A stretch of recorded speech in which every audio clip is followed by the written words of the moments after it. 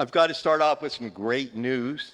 Last week I was in Florida and I met Jesus in the flesh. It was my organization's 25th anniversary celebration, and Jim Caviezel, the star of The Passion of the Christ, was there. So I'm going to follow up a little bit on what Ryan Anderson shared. In 2017, I was invited to speak in Hong Kong, at the University of Hong Kong, alongside a man named Walt Heyer. Some of you may have heard of him before. He is a man who underwent sex change surgery a few decades ago, eventually lived to regret it, and for the last, couple decades, has been ministering to people who regret their decision to having undergone medical or surgical transitioning. And so while we were in Hong Kong for 10 days, every time he would pull his phone out of his pocket, there'd be a few messages from people from all over the world seeking help on how to detransition. And this is a big story. Everybody's promoting gender affirmation surgery. My own HMO presents it like crazy, but there's very little help out there for those who sometimes quickly regret having undergone the surgery or the medical treatments. And so that was eye-opening for me to see just how big of a tragedy this transitioning is, and how awful it's been for our young people and continues to be. So let me get started. I'm going to see if I can't depress you more than Ryan Anderson.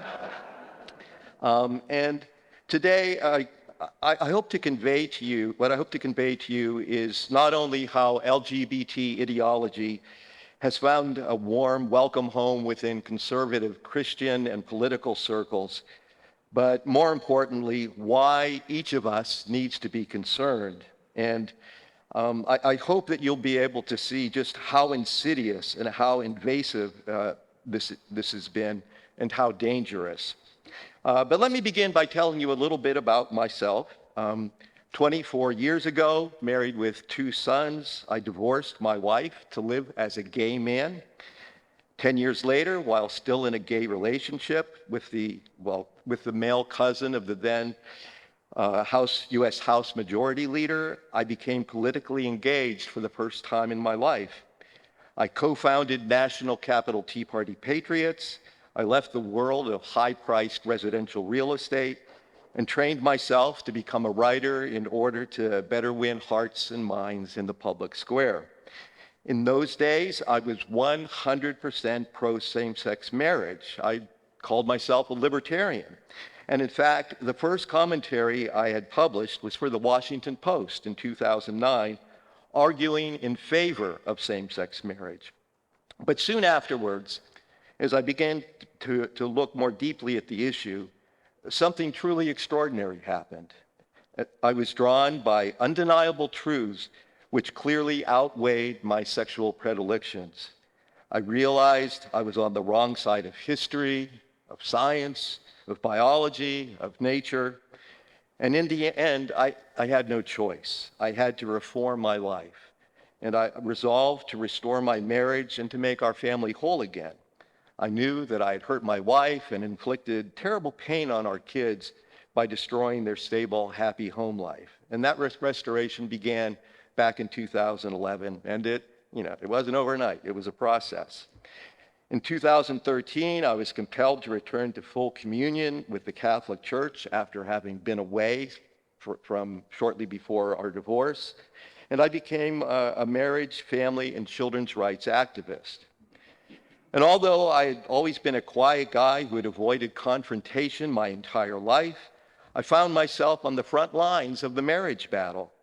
As progressive and LGBT activists fought to change state laws across the country to legalize same-sex marriage, I fought back.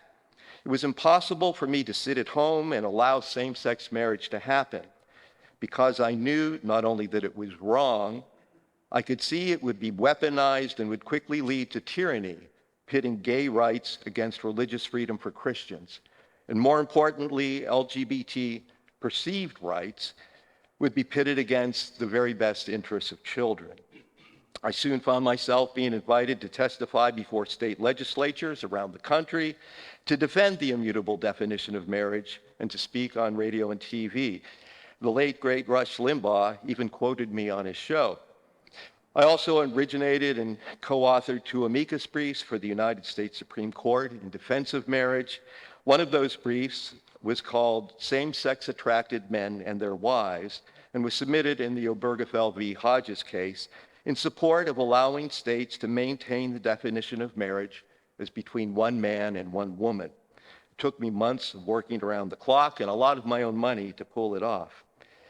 And less than 2 years after returning to the Catholic Church, I found myself working with others to organize the 2014 Ecumenical Colloquium on the complementarity of man and woman at the Vatican, where religious leaders of many faiths gathered to proclaim the immutable definition of marriage as embraced by every religion and tradition around the world for millennia. And today I'm still an activist doing battle against what I see as dark forces arranged against marriage, family, and Christianity. But nowadays, the battleground isn't only in our courts and legislatures, it's in our own families, schools, public libraries, and churches. And when I examine my own life, I often think about the Old Testament story of Joseph, whose brothers sold him into slavery. He told them, "You meant it for evil, but God has used it for good. I'm a man with same-sex attraction, it's never left me, and Satan delighted in using it for my harm, as I often felt separate and apart from others when I was young. And he meant it for evil when I chose the wisdom of the world and called myself gay and participated in homosexual acts and romance. But miraculously, God has used it for my own good and to help others." In 2012, after a dozen years of separation and divorce, my wife Valerie and I began the job of repairing our marriage. And Valerie is an unimaginable source of joy and strength and contentment for me. And let me tell you, back around that time, 2012, 2013, an old friend called me and said, "Hey, somebody I know has seen you around on TV or whatever, and is interested in dating you." This is a guy, not a girl. And I said, "I'm not interested." And he said, "Well, why not?" And I said, "Because I love my wife. You've got to get it through your head that I've kissed the gay life goodbye, and I'm forever dedicated to the vows I made to my wife during our wedding ceremony." And let me tell you the miraculous way we came back together. While in my final gay relationship, I knew that there was only one clear course of action for me. I had to restore my marriage, but I had no clue how to do so. We had both been in long-term relationships with others, and a lot of damage had been done. So on a Sunday afternoon in the fall of 2011, I was at a matinee performance of Les Miserables, where our oldest son, Michael, then still in high school, played the role of Jean Valjean. I was moved to tears during the scene where he knelt by the side of Fantine as she lay dying, and he promised to care for her young daughter, Cosette. And that's when I knew that God was moving me to act. And so later that day, I picked up the phone and called Valerie. I had no idea what I was going to say, but I knew I had to do it. And as it turned out, I really didn't have to do anything. She told me that she was going to undergo major back surgery in a few months, and that following long stays in the hospital and at a rehab facility, she was still going to require daily help. So she asked if she could come and spend a few weeks with me and our boys, who at that stage were living with me full time. And I knew beyond any doubt that this was God opening the door. But I was totally unprepared for him to answer my prayer so quickly. It had only been a few hours. But I took a deep breath and said, "How about we just come over and pack up your apartment and you move in with us?" And I was prepared for her to say anything, but she said, "Okay." And the deal was done. And what I thought was going to be cohabitation for the sake of raising our sons together, that transformed over time till death do us part. So let me move on to the topic of today. Soon after becoming an activist, the warning signs about the surrender to LGBT influence within conservative circles started popping up everywhere. I'd become a writer for the Washington Times, writing about the Tea Party movement. And as I wrote and as my thinking grew, I realized we weren't just dealing with fiscal issues or the size of government. What was underlying all the issues that the Tea Party was trying to battle against were social issues. It had to do with the family. It had to do with how society was becoming unraveled. So I wrote a piece called "The Myth of the Same-Sex Marriage Mandate." And, previous to that, my pieces would be published within one day, but they sat on this piece for 3 weeks. So I finally called the editorial director, and he said, "You know what, Doug? We're going to have to pass on this one. It's a great piece, but we just can't use it." Well, a few weeks later, I learned that the Washington Times had brought on board the president of the DC chapter of the Log Cabin Republicans, who was for same-sex marriage. And then later on, I found out through something he had written that the editorial director that I had spoken to was also for same-sex marriage. And this is for one of the premier conservative papers in the nation. Another thing that happened, marriage was on the docket for the Maryland legislature for a number of years. And with each passing year, the margins of those opposing it started, kept getting smaller and smaller.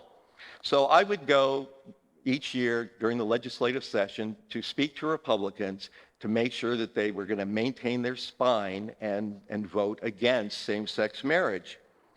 And one day I was in the waiting room waiting to speak to one of the delegates, one of the Republican delegates, but I was told that I'd have to wait because he was on an important phone call. And I waited and I waited and I waited, and finally I just left.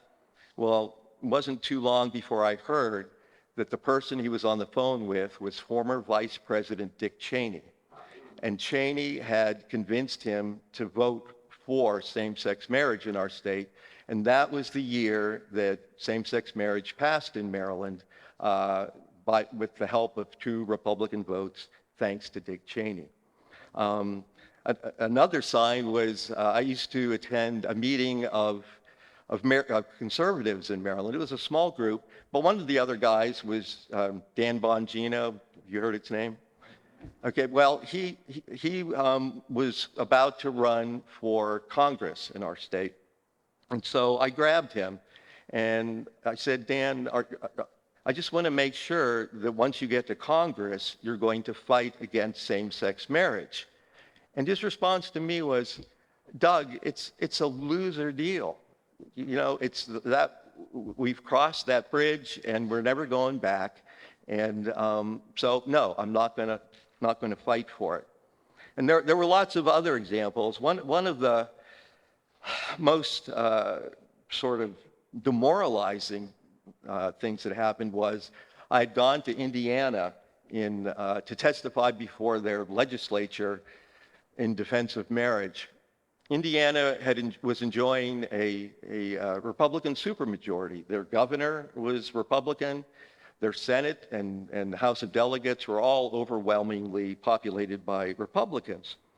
But during the testimony, the other side used a new tactic. They brought in spokespeople for the major corporations headquartered in Indiana. And those people said, "Look, if you don't pass same-sex marriage, we're pulling out of your state." And you could see the blood drain from the faces of the senators. And you know what? They capitulated. And it wasn't much later that the Supreme Court passed Obergefell. So fast forward to today. Last month, 47 Republicans in the U.S. House of Representatives joined all Democrats in voting to pass a radical bill known as the Respect for Marriage Act to make the redefinition of marriage virtually impossible to untangle. And what's more, House Republican leaders Kevin McCarthy and Steve Scalise gave their members permission to support it. So how did we get here? And I'm going to speak about Donald Trump and the rise of the gay cons. And gay cons is simply my shorthand for gays who identify as conservative. During the 2020 presidential campaign, it became apparent that Donald Trump had won over many self-identifying gays. One poll in the final months of the campaign showed that over 40% of gays planned to vote for Trump. In the weeks leading up to Election Day, former U.S. Ambassador to Rick Grenell, who was the first out gay man appointed to a cabinet-level position, he served as Director of National Intelligence, he took to Twitter in a video produced by Outspoken, which is an arm of the Log Cabin Republicans, in which he described Donald Trump as the most pro-gay president in American history. Grenell also noted that Trump was the first president to enter the White House supporting gay marriage, and that was true. The video went viral, and within a few days, it had been viewed 5 million times. And in the final week before Election Day, 2020, First Lady Melania Trump appeared in a video where she said she unapologetically supports gay Republicans. Now, I'm thrilled that the stranglehold that the Democrat Party has held on gays and lesbians for the last few decades has been broken. By all rights, everyone and anyone with a heart and a brain should vote for conservatives and conservative causes. And I'll tell you, when I was in my final gay relationship, I had a talk with a relative of the guy I was dating. And she was shocked when she heard I identified as a conservative. And she said, "How can you be a conservative? You're gay." And I looked at her and I said, "You're an adult. You have children. How can you be a liberal?" And I want to point out that gay cons, and I follow dozens of them on Twitter, or have since the 2020 campaign, they're fiercely patriotic. Many of them are military veterans. They reject identity politics in all its forms. They're not fans of the rainbow flag, and they're definitely not leftists. And they're great allies for the most part. But here's the thing. A lot of gay cons, especially high-profile ones, are bringing same-sex marriage into the Republican Party. They've also brought the normalization of homosexual acts into the party. And they're bringing, this is the most tragic part, they're bringing obtaining children through surrogacy into the GOP. And that's a disaster for kids. I've got to admit, a decade ago, I gladly supported Log Cabin Republicans and an organization that's now defunct called GOP Proud, but parted ways with them when it became clear that both supported same-sex marriage.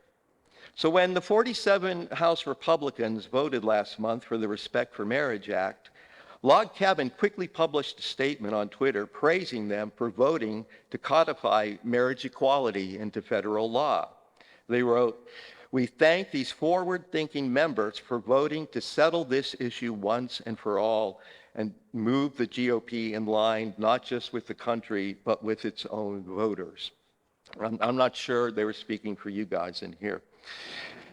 A few weeks before that, the famous Dr. Jordan Peterson published a video interview with Dave Rubin of the popular Rubin Report. Rubin is a gay man who is married to his partner, also named David, and they have obtained 2 children through surrogacy, the first of which is expected to be born this week. And during the course of their conversation, Peterson casually tossed out the definition of marriage, claiming that marriage is the union of 2 people. He didn't define marriage as the union of a man and a woman. He said it was the union of 2 people. So he nonchalantly trashed civilization's understanding of nature and biology and the understanding of every society and religion around the world for thousands of years. Rubin then uttered a statement that revealed the end game for conservatism. He said, "We seem to be entering a new world right now. We're watching an old world go away, and we're entering this new world, and I'm part of this new conservative world." He said, "What can be said to the conservatives that were worried that this is where we were going to end up? In some sense, I should be their hero because, there's someone who wanted to enter civilized society, wanted to affirm most of the long-fought, time-tested ideals, wanted to help defend the world." So Rubin went from being a liberal gay comedian years ago to a much more principled man who saw how important timeless principles are. And that's terrific. But Rubin then admitted that he's willing to fight for most timeless principles, but not all. He conveniently exempts himself from those that directly confront his own life. And a decade or so ago, I was where Rubin is now. I was a log cabin enthusiast. I was a member of the Gay Men's Chorus of Washington, and until I was forced to part ways with Republican gay groups because of their support for the impossible notion of same-sex marriage. And log cabin's embrace of same-sex marriage and each individual gay conservative's indulgence in this outrageous pretension in their own lives is highly dangerous. So here's what's at stake.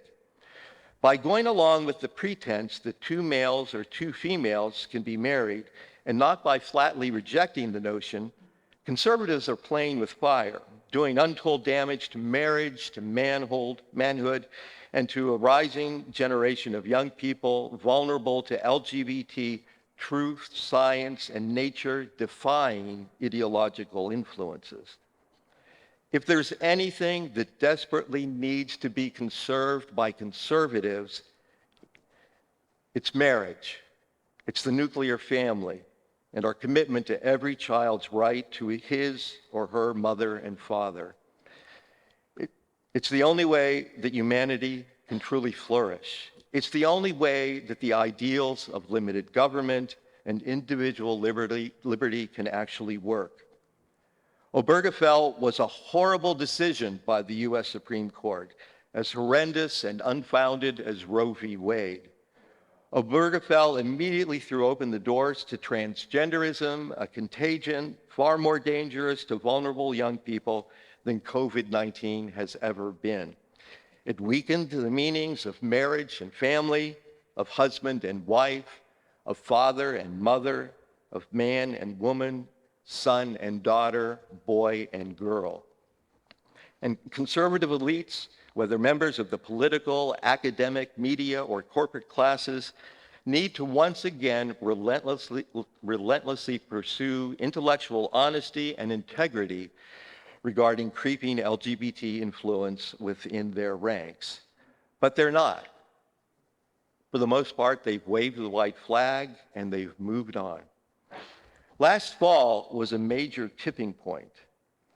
On the first Saturday in November last year, events held on both the Atlantic and Pacific coasts served to highlight the enormous rise of the normalization of homosexuality and transgenderism in institutions that were once regarded as bastions of conservatism. Donald Trump hosted a huge black tie gala for log cabin Republicans at his Florida Mar-a-Lago home, where former First Lady Melania was honored with the organization's Spirit of Lincoln Award. At the gala, Republican National Committee Chairwoman Ronna McDaniel announced, "The RNC is launching our first ever RNC Pride Coalition." And the message was clear. Establishment Republicans had fully embraced homosexuality and genderless marriage. Conservative elites appeared to now greet their married gay and lesbian colleagues with nothing more than a shrug of the shoulders. And I should note that there was a book published in 1989 titled After the Ball. It was basically a gay manifesto. And it was about how to bring greater acceptance of gays into to regular society. And one of the things they said was, we're never going to convince people that homosexuality is a good idea. So what we're going to have to do is talk about it so much that it becomes thoroughly tiresome. And they would do that by having multiple TV characters be gay, have stories about gays be in the news relentlessly, constantly. And sure enough, aren't you thoroughly tired of hearing about gays? It's worked. It's clearly worked. Earlier that same day, the same day as the gala at the Trump's Mar-a-Lago, on the other side of the country in San Diego, at a shipyard, the U.S. Navy launched its newest ship named after a homosexual pederast, Harvey Milk. The Secretary of the Navy and assorted admirals watched as a middle-aged transgender Navy veteran, a man who presents himself as a woman, christened the vessel.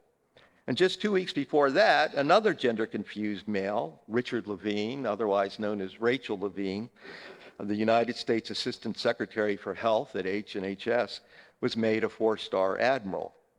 That same weekend also kept a month of important national conservative gatherings where men who are married to or engaged or otherwise sexually and romantically partnered with other men were featured speakers. During the previous week, billionaire PayPal founder Peter Thiel, talk show host Dave Rubin, and author Douglas Murray shared the stage with conservative Catholic luminaries Sohrab Ahmari, Mary Eberstadt, Michael Knowles, Rusty Reno, Robert Royal, Austin Roos at the National Conservatism Conference in Orlando. And these folks that I just mentioned are all Catholic conservative heroes and icons. Leading conservative Christian U.S. Senators Ted Cruz, Josh Hawley, and Marco Rubio also shared the stage. And a panel discussion at the conference showcased the degree to which top conservative thinkers have capitulated through self-imposed silence to homosexuality and same-sex marriage. The conference basically seeks to establish itself as a more authentically conservative coalition than CPAC. However, it's only been in existence for 3 years, but gays seem to have conquered the young movement without a battle, at least not a public one.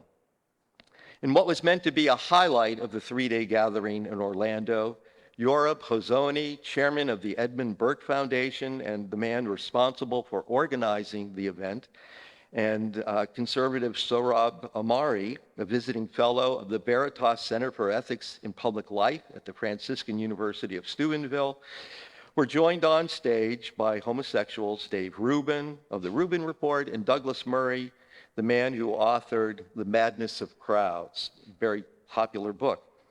As the panelists sought to answer the question, is liberalism by itself, the idea of life, liberty, and property, sustainable, they had no trouble criticizing transgenderism, but homosexuality and same-sex marriage were clearly off the table.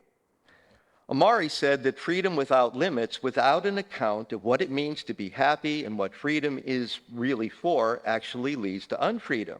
And he illustrated his point by zeroing in on transgenderism and how the personal autonomy asserted by transsexuals, freeing them to choose their preferred genders, requires everyone around them to play along. So now we're all forced to mouth absurdities that aren't true, said Ahmari, who, by choosing to remain silent about the homosexual marriage of his fellow panelist, Dave Rubin, lent his tacit approval to an equally absurd act. And that silence from Ahmari is no different from the forced vocal acknowledgement of a male as female or a female as male. Not long ago, the absurdity of same-sex marriage and the absurdity of transgender lives were of equal weight, but no longer, at least not in that panel discussion. Amari showed himself to be the victim of the unfreedom he was trying to warn against. To his credit, Reuben later brought up what neither the devout Catholic nor the Orthodox Jew on the panel were brave enough to. He said, "There's an elephant in the room, which is that two of the panelists here are gay. I hesitate to bring it up because I don't want to make it personal, but this is sort of floating here now, so let's do this. If the norms we are discussing are purely biblical norms, then there's going to be some infringement on my ability to live a functioning life. I've been married," and when I use the word married with gays, just imagine I'm doing this with my fingers. I've been married for 11 years. I'm in a faithful relationship. We're working on having kids. But depending on where you guys want to draw those lines, we might have an issue. But no discussion on limiting homosexuality or restoring the immutable definition of marriage ensued. It wasn't, Reuben's statement wasn't challenged. It just passed quietly into the air, but should have evoked gasps of horror from the entire room. During the Q&A session that followed the panel discussion, a man known as Rabbi, I'm going to butcher his name, Yehoshua Pfeffer, aimed a profound question at Hosani and Amari. He said, "The question is, where do you draw the line? Meaning, it's okay to redefine marriage, but it's not okay to redefine sex and gender? We're speaking about the soul of America, the soul of humanity, of what it means to be a citizen of the United States." But stunningly, both Hosani and Amari passed on responding to the rabbi's question, making it clear that neither is willing to draw a line against homosexuality and same-sex marriage. Here's the thing.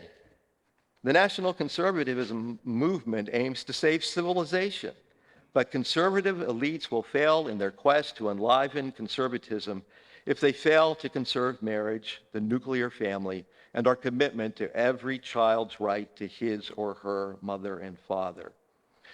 Eventually, Hosani responded to some questions I had emailed him previously. And he explained that before the conference, we discussed a possible framework for working together, which would, one, allow religion to determine life in places where there is a Christian majority, but with carve-outs for dissenting minorities. But here's the thing, and it's a very big deal. Such carve-outs risk hollowing out marriage and the nuclear family from conservatism and Western civilization forever. And at the moment, that's where conservatism is headed. On the Monday after the Mar-a-Lago log cabin gala and the christening of the Navy's Harvey Milk, the founding of a new institution of higher learning, the University of Austin, whose core purpose is stated as the intrepid pursuit of truth aimed at human flourishing, was publicized to much fanfare.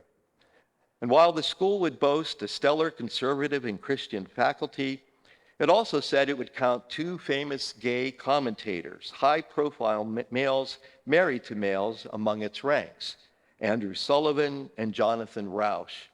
Both played huge roles in the promotion of same-sex marriage in the years leading up to the Supreme Court's Obergefell decision.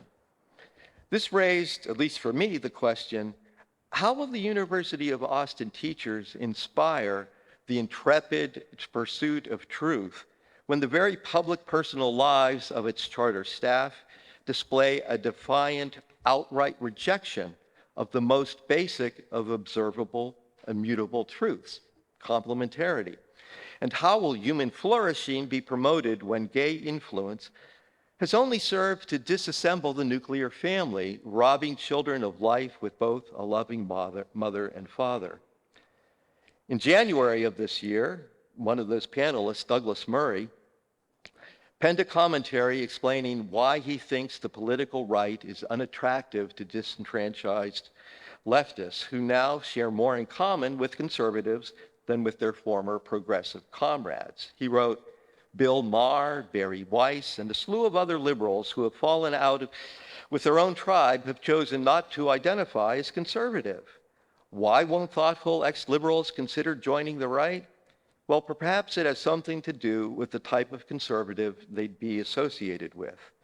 What liberal or former liberal would want to find themselves in an ideological movement in which opposition to the right to abortion, to no-fault divorce, and a nostalgia for the era before the invention of the pill are commonplace? The National Conservatism Conference was filled with a disproportionate amount of Catholic social doctrine, and it's not the first time that I've observed this encroachment. I was once at a meeting of conservatives in Europe where, on several occasions, an American participant gleefully referred to gay couples as being in sodomitical relationships. Should we be surprised that so many liberals instinctively revile conservatism? And there you have it. The gay con Douglas Murray sees Orthodox Christianity as a stumbling block. And that's no surprise.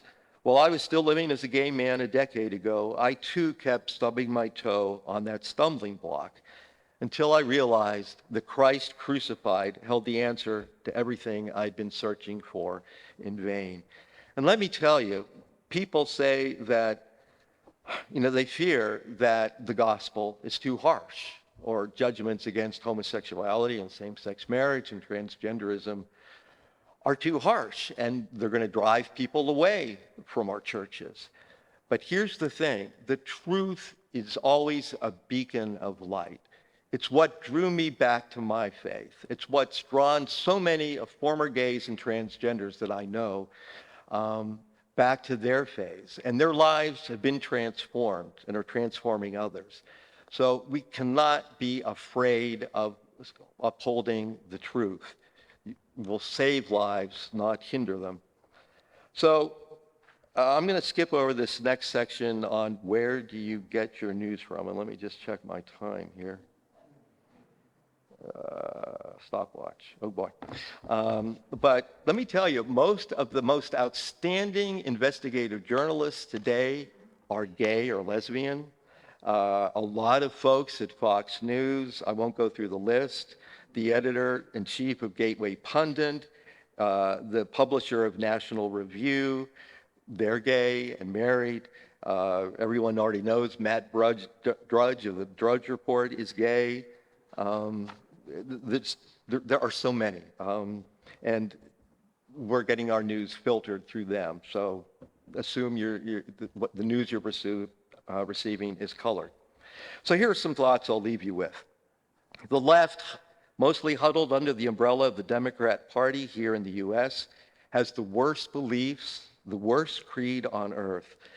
But what we have to appreciate is that they shout their beliefs from the housetop by every means available.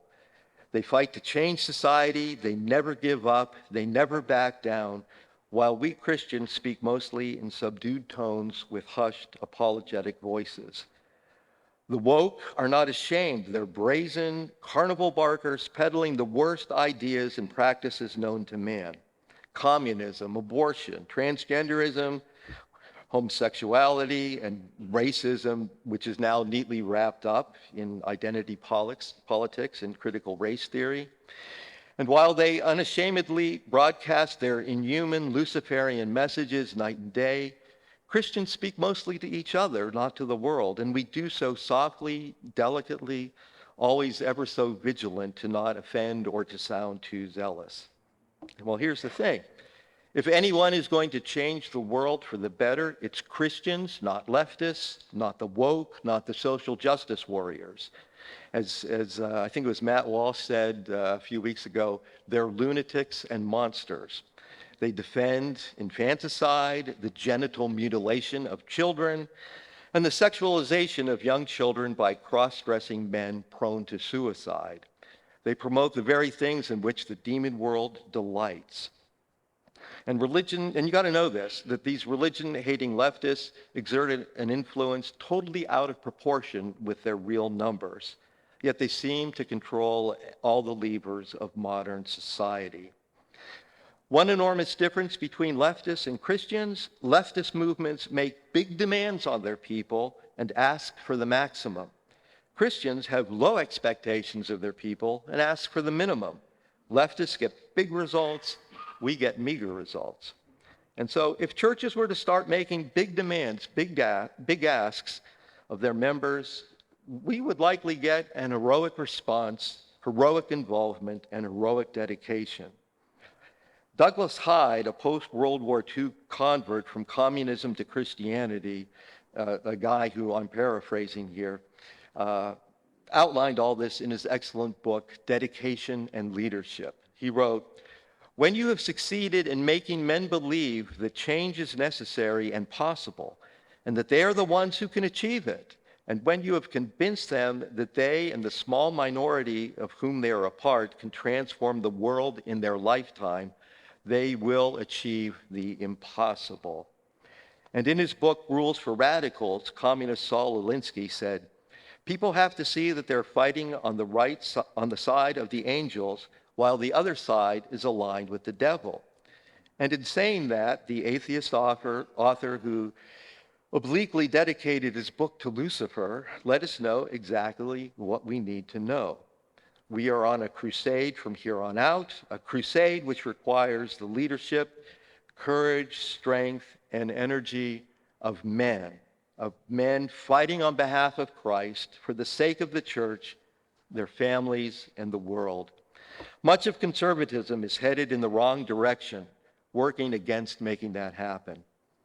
The coalition that the Republican National Committee should be focusing not building a coalition with gay supporters of same-sex marriage, but with former, now chaste, gay, lesbian, and transgender voters, most of whom have become devout, pro-life, pro-marriage, and family Christians after walking away from LGBT lives. Each has heroically pursued truth, often at a very steep price. Many have gone on to become pastors and preachers. There are tons of us, but we're ignored and overlooked. And let me share one last story. One night, November 2019, an extraordinary event that you most likely have never heard about took place beneath the magnificent rotunda of the United States Capitol. Former gay, lesbian, and transgender men and women repented and interceded on behalf of the nation for the sins of homosexuality and transgenderism. They were part of a group which had come to Washington to urge members of Congress to oppose the so-called Equality Act that would prevent others from seeking help to escape LGBT lives. Now, I was privileged to be there. And here's what some of them prayed. "We repent on behalf of our country for the sins of arrogance, for the sins of sexual deviancy, for the sins that have led us to this place where we are today." Another said, "We repent for the sin of homosexuality. We repent for our part in it. We ask that you would forgive our nation for this. We ask you to hold back any judgment and that you would hear our prayers and have mercy on us." And another said, "I repent for the lies that we have believed as far as who we are." This was from a woman who had lived as a man for many years, but is now restored to her true identity.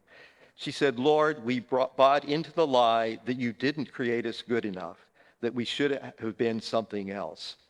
It was really the most magnificent, heartfelt example of 2 Chronicles 7:14 I've ever seen. So where are the men who will go into battle for Christ, for morality, for vulnerable children, for the victor's crown that lasts forever? There are not an insignificant number of former LGBT folks who are concluding that the awakening is going to have to occur through them because others are too afraid to speak out. And none of this is going to be directed from the top down, from Washington, D.C., or from any denomination headquarters. It's not going to trickle down from the top into our homes, families, and communities. The awakening is going to start from the bottom and shoot up. It's going to start with us. And that's all I've got for you today. Are there any questions?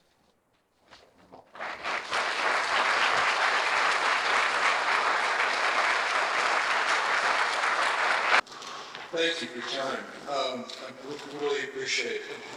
A lot of surprises.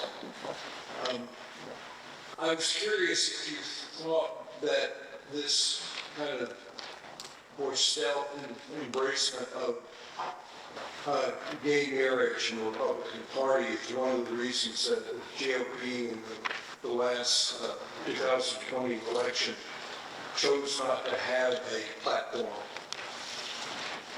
Yeah, I'm sure. And let me tell you, when Obergefell was passed, you could hear the sighs of relief across Washington, D.C.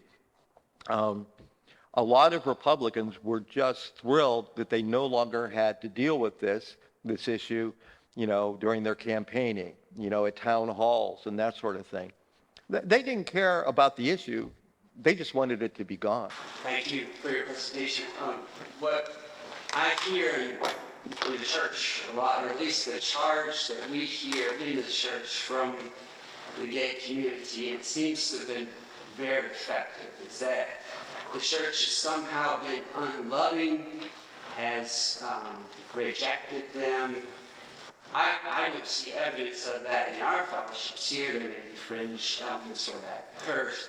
But is that a necessary charge that the gay community wants to maintain cohesiveness or to fuel their agenda, that charge against the church? And is it so that that's not an option to reunite with the Orthodox Church? Yeah, I think it's an illegitimate complaint. I think so many people, so many self-identifying gays and lesbians, sorry, my mouth got really dry while I was talking, that they would say, or their experience was that they felt very much alone while they were growing up, and they felt so different from other people, and they felt judged by their church. But the fact is, every young person feels alone and like they don't fit in. I mean, who didn't have that experience as an adolescent? So, it's just, the other side needs boogeymen to keep their issues alive, to keep raising money. And so I don't think that'll ever go away.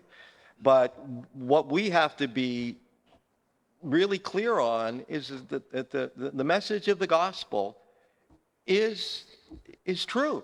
And we can stand on it, and with great confidence. Our oldest son is an actor, lives in New York City, and he came out as gay in high school. And boy, he's well aware of all the things I write about and talk about. But you know what? Our relationship has never been weakened. It's never been strained or stressed, because it's clear that we love each other.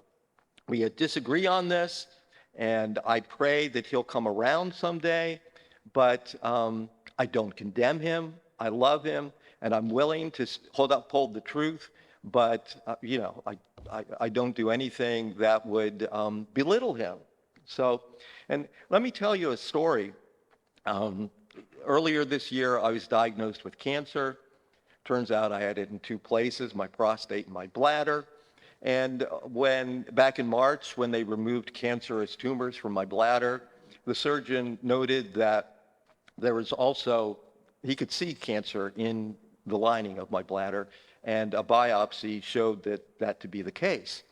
Well, fast forward 7 or 8 weeks, I had another series of biopsies just to see how much damage there was, because they were pretty sure they were going to have to remove my bladder, which I was really not keen on that happening.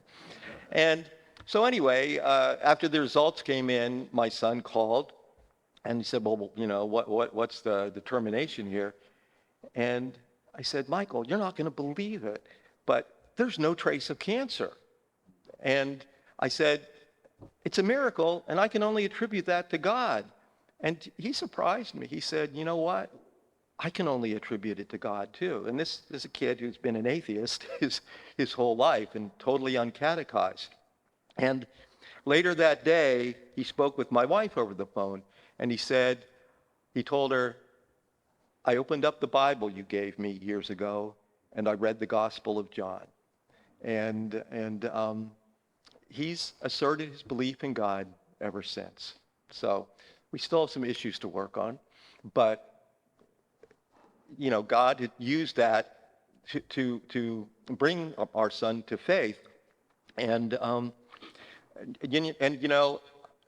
what I recommend for people, and I get tons of calls from folks dealing with children or grandchildren who come out as gay, lesbian, or transgender.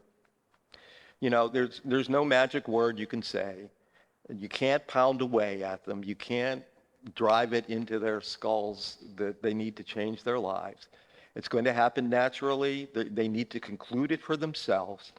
And it's probably not going to come from you. It's probably somebody else speaking the truth to them, or a series of events that's going to lead them to make good conclusions about their lives. So, boy, that was a long-winded answer to your question. Thank you for your presentation. There was a news story recently about a gay couple in Georgia who had conceived two children, were conceived through surrogacy. And it came up in the news that those children, and I apologize, it's very difficult for me to talk about this, that their children were being sexually abused, essentially from the time they were brought home from the hospital. And as that story has obviously no information from media outlets covered it, but I sort of well down this rabbit hole and discovered that this is actually more commonplace than people realize. And not just in the US, but also in Australia. I've read 3 instances there. I wonder if you know of any, legislation or any conversations that are being had on any local level or even national level, to address this concern and just at least make people aware that this is something that's actually happening. Yeah, I think I know the incident you're talking about. I wrote about it a month or two ago. But no, I don't think any legislature would want to deal with that. It's too hot, too toxic a topic, and people will just say, well, there they go again, they're being homophobic or whatever. So, yeah, it's very sad. And it just underscores how we as a society have to stop focusing on what adults want and start working towards upholding what children need and want, and not allow adult desires or imagined rights to trump those rights and needs of children. I mean, surrogacy is a terrible thing. With Dave Rubin and his husband having 2 children through surrogacy, I finally wrote a piece a couple weeks ago, and I said, Dave, if you really are a conservative, and if you really love your children the way you say you do, you need to dissolve your current relationship and marry the mother of your child, because your child, every day of his life, is going to pine away for the mother that he's missing. And I know tons of people born through egg donation or sperm donation who've been deprived of either their mother or their father, and they love being alive, but they hate the way they came into the world, and not a day goes by, even when they're in their 40s or 50s, I'm probably exaggerating with 50s, 40s, where they don't think about, I wonder who my dad is, I wonder if he ever thinks about me, or my mother. So we're doing a lot of damage to children, and surrogacy is basically the commodification of children. And You know, and when I said to Reuben that he should marry the mother of his child, well, you know what? That's impossible because the child actually has two mothers, the egg donating mom and the surrogate mom. You know, the mom who has given the child its DNA and the gestational mom. So who's the real mom? I mean, he's blown it up for his child. He blew up mom. And there's just bits and pieces of mom left. So anyway, that's. Thank you, Mr. Mayor. Sure thing.